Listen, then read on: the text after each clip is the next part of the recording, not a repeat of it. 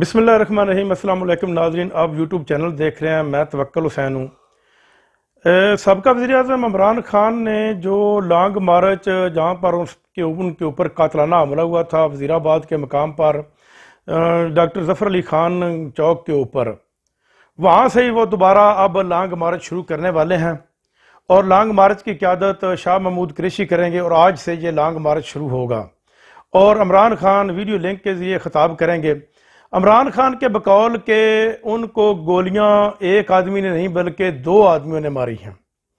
ایک آدمی نے صرف فائرنگ کی ہے کہ توجہ کو، عوام کی توجہ یا جو ایجنسیاں ہیں ان کی توجہ اس طرف مبذول کرائی جائے، اور دوسرے آدمی نے فائر کیے ہیں اور 4 گولیاں ان کو لگی ہیں اور 13 آدمی زخمی ہوئے ہیں۔ جہاں پر 13 آدمی زخمی ہوئے ہیں وہاں سے ہی وہ دوبارہ لانگ مارچ کو شروع کرنے والے ہیں، کیونکہ عمران خان کا یہ لانگ مارچ جو ہے فیصلہ کن ہوگا، اور جب یہ لانگ مارچ راولپنڈی یا اسلام آباد میں پہنچے گا تو پھر وہاں پر عمران خان بذات خود بھی وہاں آ جائیں گے۔ جب تک یہ نہیں پہنچتا تب تک کے لیے وہ ویڈیو لنک کے ذریعے خطاب کرتے رہیں گے، اور آج وہ اپنی پارٹی کے سینئر عہدیداران سے وہ عثمان پارک میں ملاقات بھی کریں گے اور کچھ اہم فیصلے بھی متوقع ہوں گے، کیونکہ جو عمران خان کا لانگ مارچ ہے اس میں عوام پہلے آپ یوں سمجھ لیجئے کہ 90% شامل تھی، اور جب سے عمران خان کو فائر لگا ہے 95% عوام اس میں شامل ہو چکی ہے۔ یہ وہی عوام ہے جب بے نظیر قتل ہو گئی تھی تو آصف زرداری جیسے چور اور ڈاکو کو بھی انہوں نے صدر بنا دیا تھا عوام نے، اور اس کے اپنے وزیر اعظم کو جو پراپرٹی ڈیلر ہیں جو ملک کو بیچ کر کھاتے ہیں، جیسے یوسف رضا جیلانی ہو گیا جو ایک سیلاب زدگان کا اس کی بیوی ہار بھی کھا گئی تھی، اور اس کے بعد راجہ پرویز اشرف جو اسلام آباد میں پراپرٹی ڈیلر کا کام کرتے تھے، ان کو بھی وزیر اعظم کے عہدے پر عوام نے پہنچا دیا اور انہوں نے اس ملک کو اہنی ہاتھوں سے لوٹا۔ میں آپ سے یہ پوچھنا چاہتا ہوں کہ میرے ذہن میں ایک سوال ہے کہ اگر پاکستان کی ایجنسیاں جو ہیں وہ ان سیاستدانوں کی ٹوٹل کارروائی کو دیکھتی ہیں اور کیا کر رہے ہیں کیا نہیں کر کے رہے، بلکہ ایون کہ ان کو یہاں تک بھی پتہ ہوتا ہے کہ پاکستان کے کس ضلع میں کیا ہو رہا ہے اور پاکستان میں زمین کے اندر کیا ہو رہا ہے اور باہر کیا ہو رہا ہے، لیکن ان سیاستدانوں کی وہ کرپشن کو بھی جانتے ہیں، لاقانونیت کو بھی جانتے ہیں، منی لانڈرنگ کو بھی جانتے ہیں، ان سیاستدانوں نے جو محال بار بنائے ان کو بھی جانتے ہیں، لیکن پھر بھی ان کے خلاف وہ ایکشن نہیں کرتے۔ یہ بہت حیران کن بات ہے۔ اگر ایجنسیوں کو ادھر ان سیاستدانوں کی کیئر ٹیک کے لیے انہوں نے لگا رکھا ہے کہ ان کی چیک اینڈ بیلنس رکھیں کہ یہ کیا کر رہے ہیں، تو پھر ان کو چاہیے کہ ان کی کرپشن کے اوپر پکڑا جائے، ان کے کرپشن کو سر عام کیا جائے اور عوام کے سامنے لایا جائے، بلکہ اس کے چوک میں لٹکا کر جوتے لگائے جائیں کہ یہ آدمی نے یہ کرپشن۔ ہماری ایجنسیاں اس حد تک جانتی ہیں، جب ایم کیو ایم کی آسٹریلیا میں ڈیل ہو رہی تھی، آسٹریلیا کے شہر ویانا میں وہ ایم کیو ایم ڈیل کر رہی تھی انڈیا کے راہ کے ساتھ، تو ساتھ میں ہماری ایجنسی ISI کا آدمی بھی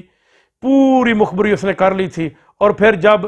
ایم کیو ایم نے کہا تھا کہ ہم نے ان کے ساتھ ڈیل نہیں کی تھی تو ISI کے آدمی نے یہ نکال کر سامنے رکھ دیا تھا کہ آپ نے ویانا کے شہر آسٹریلیا کے شہر ویانا کے فلاں ہوٹل میں بیٹھ کر ان کے ساتھ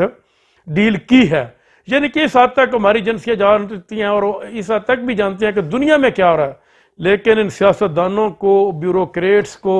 اور ججز وغیرہ کو، اس کے علاوہ بڑے بڑے جو ڈکیٹ اور چور بیٹھے ہوئے ہیں، ان کو انہوں نے کرپشن کرنے کی کھلی چھٹی دے رکھی ہے۔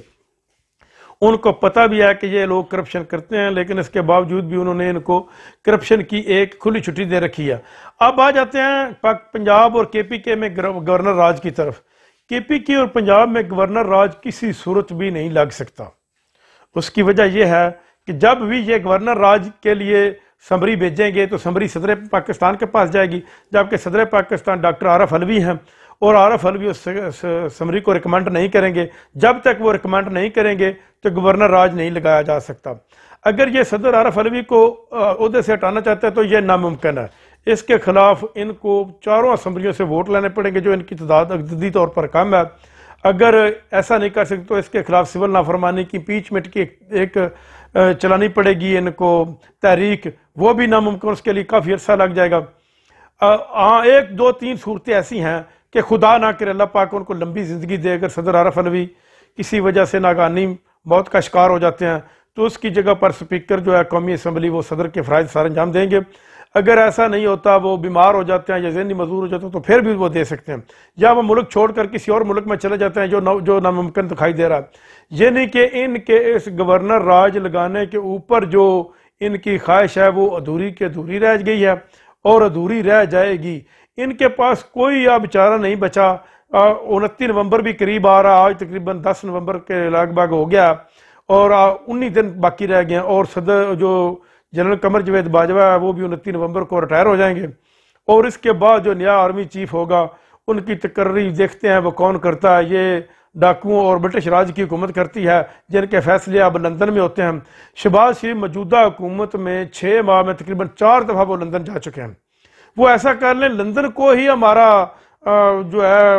وہ بنا لیں وزارت، لندن کو ہی ہمارا ہیڈ بنا لیں۔ ایسا لگتا ہے کہ وہ شہباز شریف ایسا کرنے والے ہیں کہ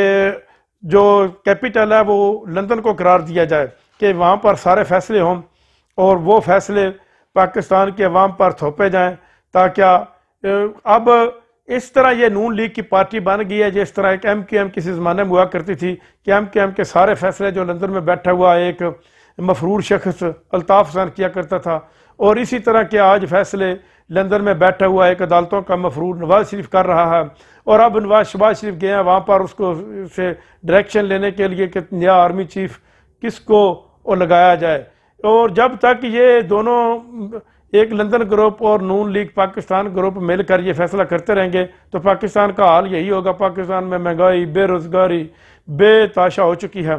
اور اس کا صرف اور صرف ایک ہی حل ہے کہ صاف اور شفاف الیکشن کرائے جائیں، اور جو بھی جماعت جیت کر آئے ان کو اس کا اقتدار دیا جائے اور ملک کو ترقی کی راہ پر گامزن کر سکے۔ اب تک کے لیے اتنا، اپنا خیال رکھیے گا، اللہ نگہبان۔